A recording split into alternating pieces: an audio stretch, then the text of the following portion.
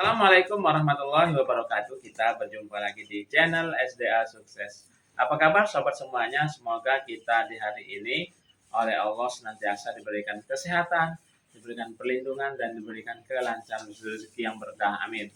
Baik sobat semuanya, di video kali ini kami akan memberikan informasi cara pemilihan bibit yang sesuai yang kita inginkan, yang pengen kita ternakkan. Pemilihan bibit seperti apa yang bagus untuk kita peternak pemula untuk memulai beternak sapi. Nanti pemilihan bibit seperti apa. Tapi sebelum lanjut ke videonya, bagi sahabat semuanya yang baru berkunjung ke channel ini, yang belum menekan tombol subscribe, silakan menekan tombol subscribe. Lanjutkan tekan lonceng, like video ini bila Anda suka, dislike bila tidak suka, dan share ke sosial media sahabat semuanya. Oke, terima kasih.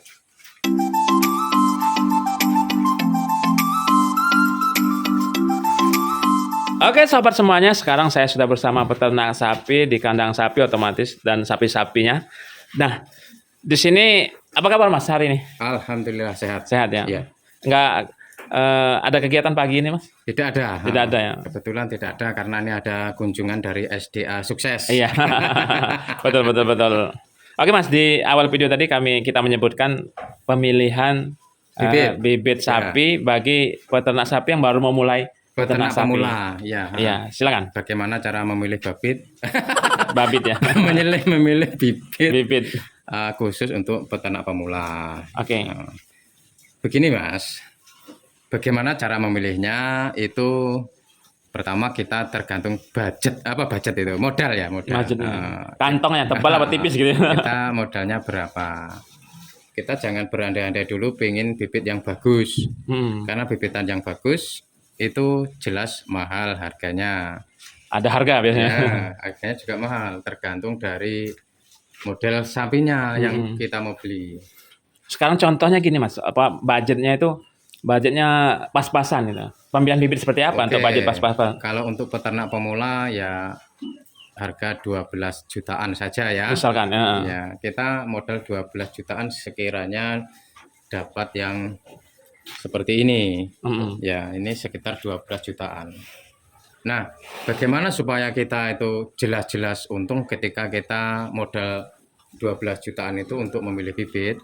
Pertama kita harus berpikir dulu yang kita mau pilih itu yang jantan atau yang betina. Oke. Nah, kebanyakan kita bicarakan kerugian dulu ya. Kita berbicara masalah yang jantan ya.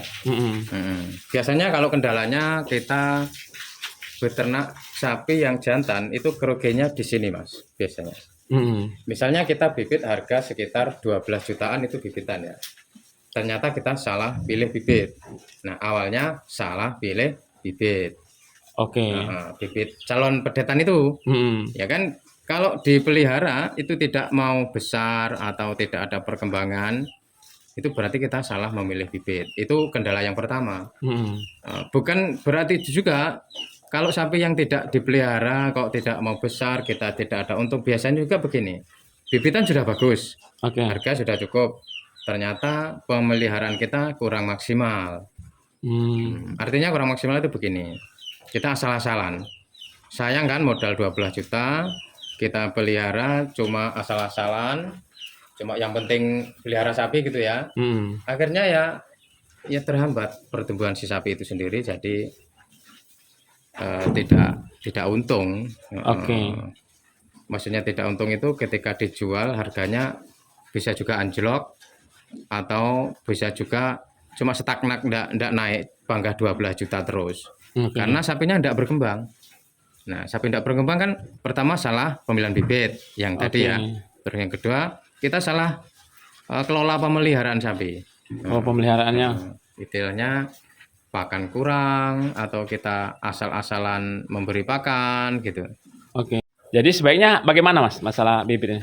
Ya sebaiknya kalau pemilihan bibit itu yang bibit yang bisa diharapkan ketika pertumbuhannya. Oh ya. Intinya jangan salah pilih bibit gitu aja ya. Ya kalau kita mau pilih jantan. Oke.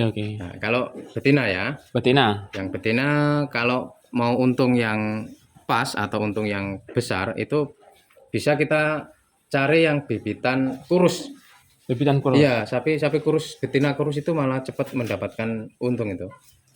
Misalnya kurus kan harganya murah kan. Lebih murah ya. Lebih murah. Misalnya harga segini ya, ini kurus ya. Hmm. Ini bisa 6 jutaan loh.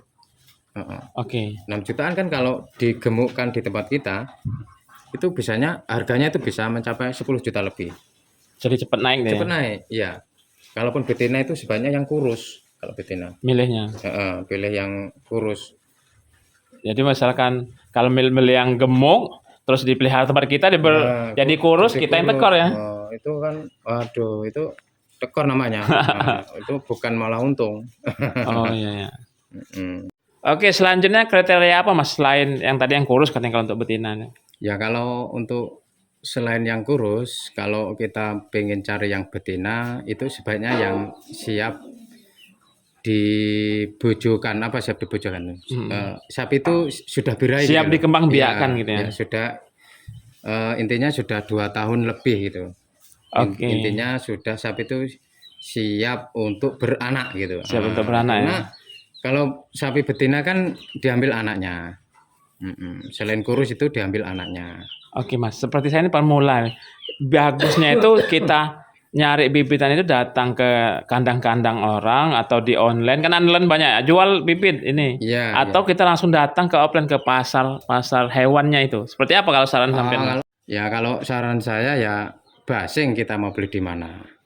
Bisa kita datang ke tempat petani atau kita bisa beli di pasar atau juga di online. Oke. Ya.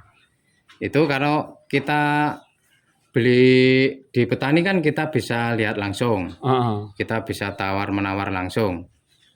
Karena tahu situasi yang apa ya keadaan sapi kalau petaninya. Kalau ingin di pasar Mas? Kalau yang di pasar kan bisa juga kita melihat langsung. Bagaimana kita itu bentuknya sapi, bodinya sapi. Jadi kan kalau langsung melihat itu kan pas menurut pilihan kita. Oke. Itu kriterianya. Juga harganya kalau di pasar itu malah bersaing, Mas.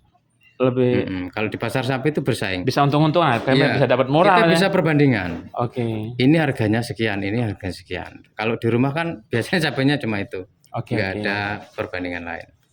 Kalau di online sampean pernah ada pengalaman nggak beli di online? Oh, di online biasanya kan di posting gitu ya? Iya, di posting Facebook atau di ya itu IG. Bagus. Sebenarnya bagus itu untuk mendapatkan sapi yang cepat itu sebenarnya di online ya. Tapi saran saya kalau di online tuh sebaiknya kita lihat dulu yang sebenarnya seberapa besar sapinya, ataupun intinya kita ketemuan dulu ya. Iya. Posisi di mana gitu yang bisa kejangkau. Oke. Ya, karena kan kelihatannya kalau di online itu besar kayaknya. Di videonya kan ada video terus foto gitu. Setelah kita lihat di sebenarnya kecil atau kecil atau besar kan. Kita kan belum paham betul seberapa sapi itu sebesarnya kan. Oke. Kalau untuk kita harus penting nggak Mas mengetahui riwayat kesehatan si sapi yang akan kita beli itu, bibit yang akan kita beli itu? Maksudnya riwayat kesehatan bagaimana Mas? Riwayat maksudnya kan ini sapi ini apa sudah pernah sakit atau ada riwayat apa namanya mandul atau enggak ini majer gitu kan? Itu tidak bisa kita lihat Mas, karena bisa, ya? Yang namanya penjual itu enggak mungkin lah diomongkan. Sapi itu pernah sakit, sapi ini mandul kan malah nggak laku sapi itu biasanya. Berarti jadi itu pinter-pinterlah kita memilih bibitnya. Oh ini sapi ini sudah mandul. Oh sapi ini kalau dipelihara enggak mau gemuk kan kita bisa melihat. Bisa melihat ya. Nah, untuk ciri-ciri yang tidak bisa gemuk, untuk ciri-ciri bibitan yang bagus, kita kan sudah bisa lihat dari postur dari sapi itu sendiri. Atau sapi ini sedang sakit, itu kan bisa kita lihat dulu sebelum kita membelinya.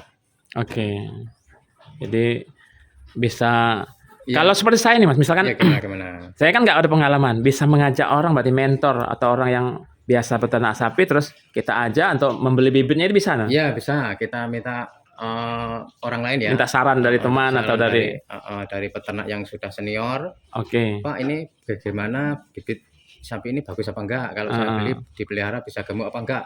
Itu bagus. Ya, intinya kita minta mentor dari yang sudah berpengalaman. Iya. Oke, sobat semuanya, itu tadi penjelasan dari peternak sapi di dalam cara memilih bibit bagi peternak pemula yang baru memulai usaha peternak sapi. Mudah-mudahan video ini bisa menginformasikan atau mengedukasi untuk sobat semuanya yang baru memulai beternak sapi. Seperti biasa, bagi sobat semuanya yang baru berkunjung ke channel ini, yang belum menekan tombol subscribe, silakan untuk menekan tombol subscribe. Dilanjutkan tekan lonceng, like video ini bila Anda suka, dislike bila tidak suka, dan share ke sosial media sobat semuanya. Apabila sini ada salah-salah kata, kami mohon maaf yang sebesar-besarnya. Kami akhiri, wassalamualaikum warahmatullahi wabarakatuh. Dadah.